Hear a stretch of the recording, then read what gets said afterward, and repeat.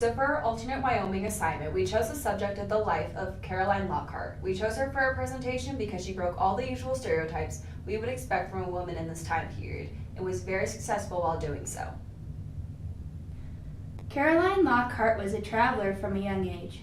Born in Illinois, she moved to Kansas and ended up going to college in Pennsylvania, where not only was this picture taken, but it was also where she got a job as a reporter at the age of 18 in the late 1800s.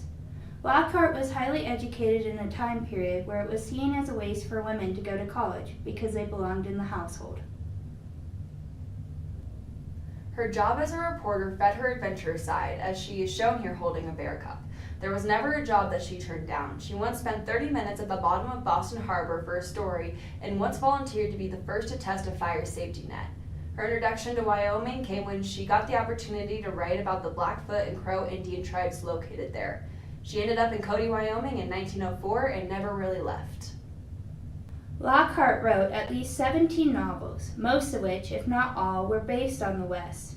She was one of the first female Western novelists and was considered to write the most authentic versions of the West in her time. The novel pictured here is of her novel that was made into a film. Several others were also made into films, but The Fighting Shepherdess was the only one to truly survive. One unique part of her writing at the time was that her novels always took place in the current time she was living in. As she was an experienced reporter and novelist, she bought the Cody Enterprise newspaper and ran it from 1919 to 1925. She was very devoted to keeping the Wild West alive, so much so that she started the annual Cody Stampede Rodeo.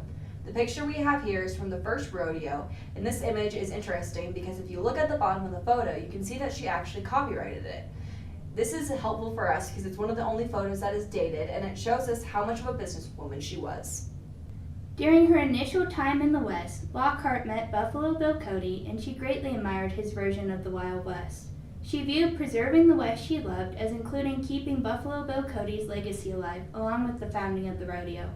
She started the foundation that would eventually become the Buffalo Bill Historical Center, and the picture shown here is actually housed there. It was taken about a year after she moved to Cody and demonstrates some of what she loved about the West. Besides running the newspaper, starting a rodeo, and starting a couple of foundations, Lockhart was also a cattle rancher. She bought a 160-acre ranch and grew to the size of 6,000 acres. She was once quoted saying that she wanted to be the cattle queen of Montana, and after she had the highest sales in Omaha, we would say that she accomplished that and attained her goal of becoming the best-known woman west of the Mississippi. She basically ended up running this ranch until she died. Here, she is photographed with one of her horses on her ranch. During Prohibition years, Lockhart deliberately flaunted her dislike of the movement by throwing lavish parties at her home with the knowledge of the entire town. In the picture, she is shown at the bar inside her home during Prohibition. Above her is a sign that has the word fight deliberately misspelled in good humor. She was known for her sharp wit, and having a misspelled sign at her illegal alcohol party was a clear, conscious choice on her part. Once again, she didn't care what others thought of her. She was also well known for being whatever the female equivalent of what a ladies' man is. Men's lady? She was often juggling multiple boyfriends and ended up never marrying.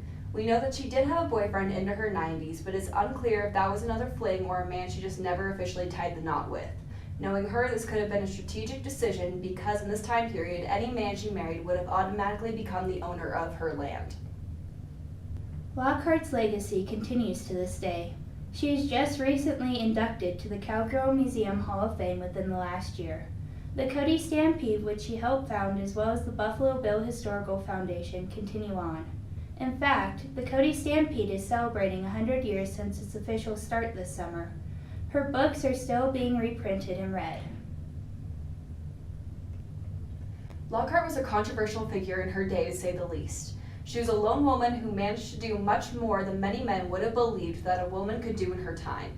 All in all, Caroline Lockhart proved that a woman could be successful, educated, and independent in a time when that sort of thing was unheard of.